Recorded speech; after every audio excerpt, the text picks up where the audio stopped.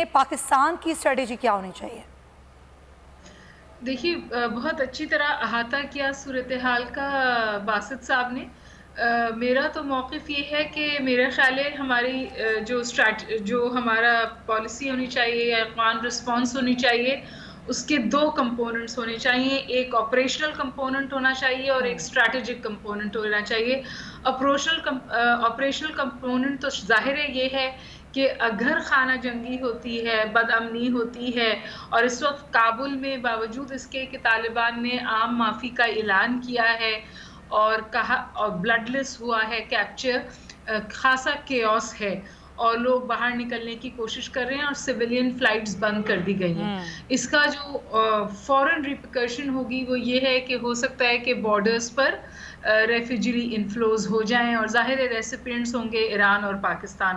تو ایک تو ہماری آپریشنل پالیسی ہونی چاہیے کہ اگر ریفیوجیز آ رہے ہیں تو اس کے حوالے سے ہمارا کیا طریقہ کار ہے۔ ایران ماڈل فالو کر رہے ہیں، انہیں کیمپس میں رکھ رہے ہیں، یہاں ہم ان کو فینس کے اس طرف افغان لینڈ پر ہی روکنے کی کوشش کریں گے اور پاکستان کی لینڈ پر نہیں آنے دیں گے، اور ان کو انٹرنلی ڈسپلیسڈ کے طور پہ ہینڈل کیا جائے گا، یا کم از کم جو لوگ آئیں گے ان کو فلٹر کیا جائے گا۔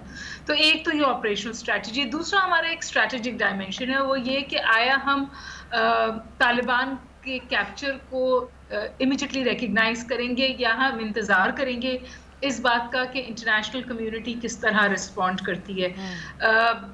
80 کی دہائی میں پاکستان، سعودی عرب اور یو اے ای کے علاوہ وہ تیسرا ملک تھا جنہوں نے طالبان کو امیجیٹ ریکگنیشن دی تھی۔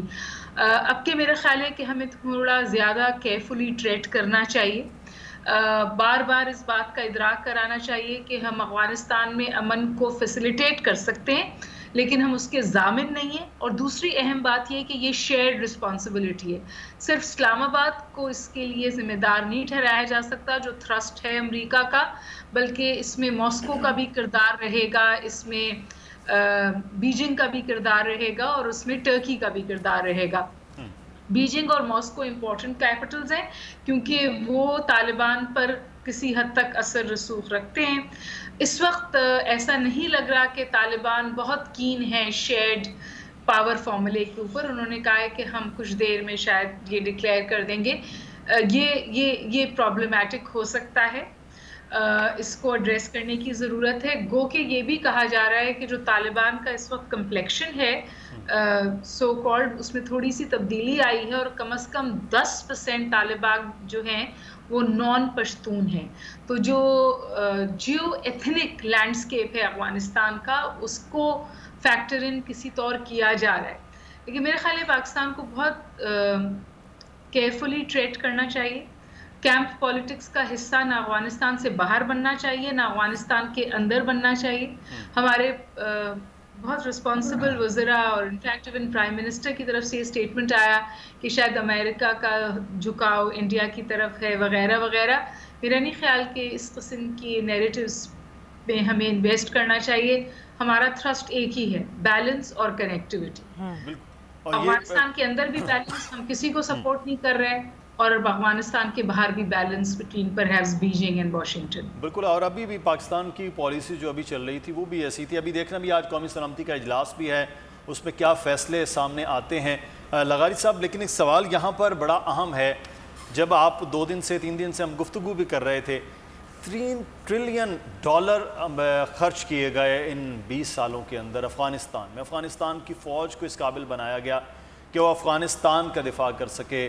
پھر امریکہ نے 20 سال وہ جنگ لڑی جس میں خود امریکہ کے اندر سی بڑی مخالفتیں بھی سامنے آتی رہیں۔ اب جو بائیڈن کے دور میں آ کر یہ چیزیں انخلا کی صورت میں آئیں، انخلا کے وقت سے بھی پہلے انخلا ایک طرح سے وہ ہو گیا۔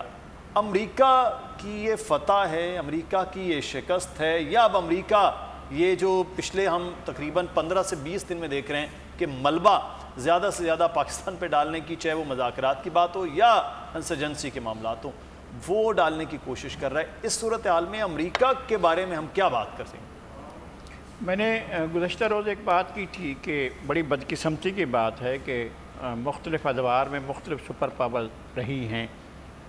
ہنگری، آسٹریا ایک سپر پاور رہی ہے، پروشیا ایک سپر پاور رہی ہے، برطانیہ ایک سپر پاور رہی ہے، خلافت عثمانیہ ایک سپر پاور رہی ہے، اور گزشتہ نصف دہائی سے زائد عرصے سے دوسری بڑی جنگ کے بعد جو ہے امریکہ نے سپر پاور کے طور پر سنبھالا ہے معاملات کو، لیکن تاریخ کی بدترین نااہل ترین سپر پاور اگر کہا جائے گا تو امریکہ کو کہا جائے گا۔